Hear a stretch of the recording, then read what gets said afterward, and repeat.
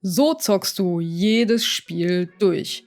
Werde zum Durchzock-Profi und lass niemals wieder ein Spiel auf dem Pile of Shame verenden. Mit diesen 5 super simplen Tipps wird das Durchzocken zum Vergnügen statt zur Tortur. Los geht's! Zunächst möchte ich ganz kurz mit euch darüber sprechen, weshalb wir Spiele überhaupt abbrechen.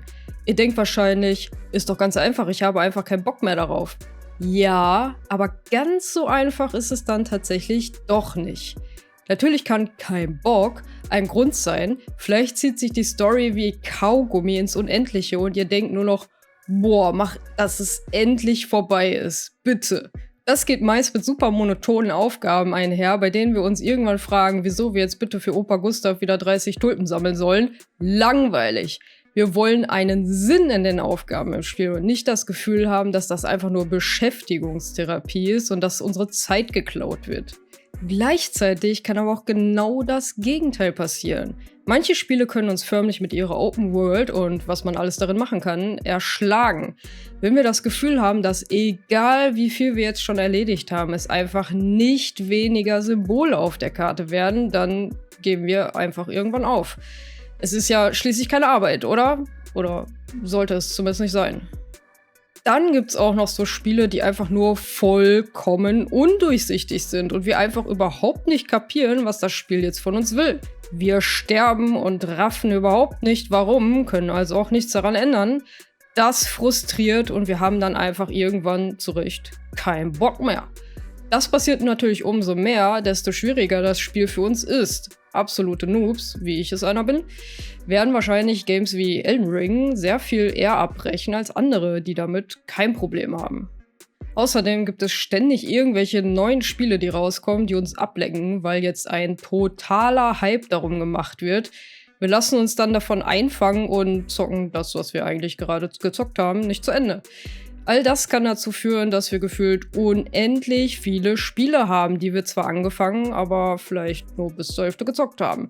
Aber dann einfach liegen gelassen haben und nie wieder anfassen. Kommen wir nun aber dazu, wie wir das ganz einfach in den Griff kriegen können. Ein großer Punkt, weshalb wir viele Spiele nicht durchspielen, ist, dass wir uns vorher vielleicht nicht gut genug über ein Spiel informiert haben.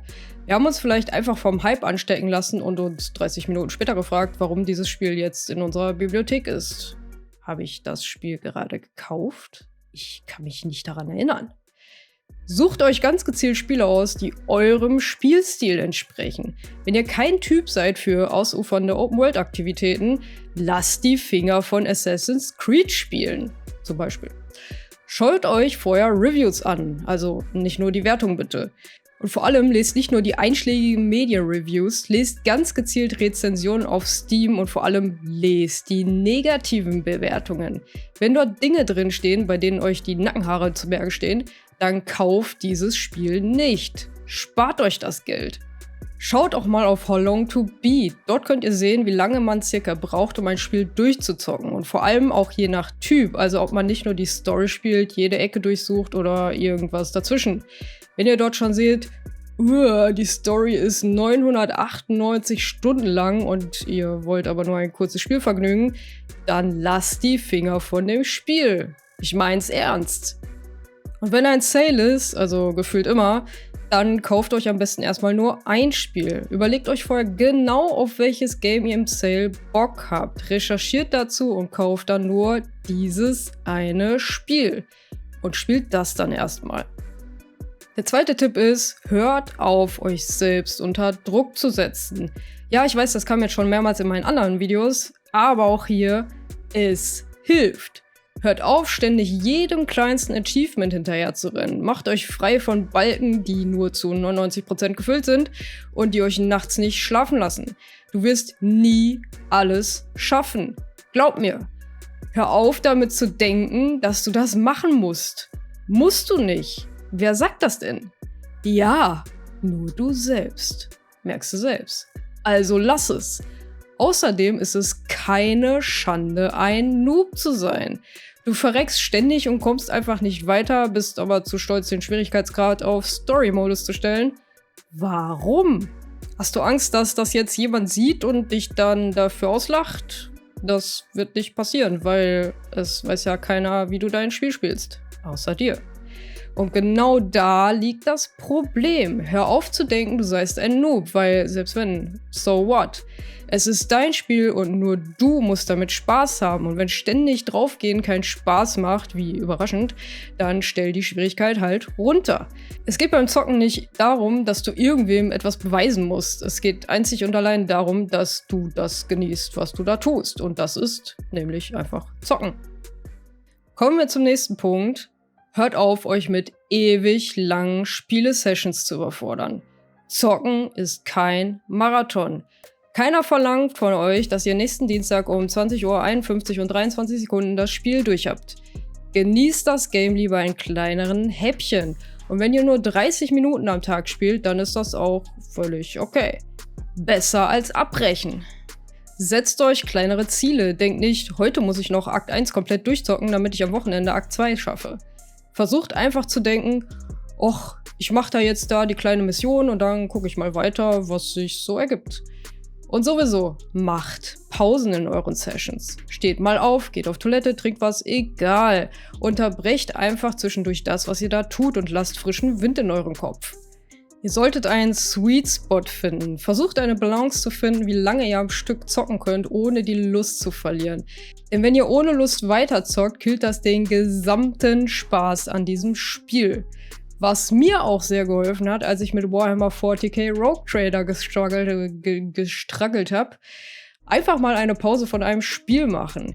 Ich wusste, dass ich das Spiel unbedingt durchspielen möchte, aber es war einfach zu viel an einem Stück.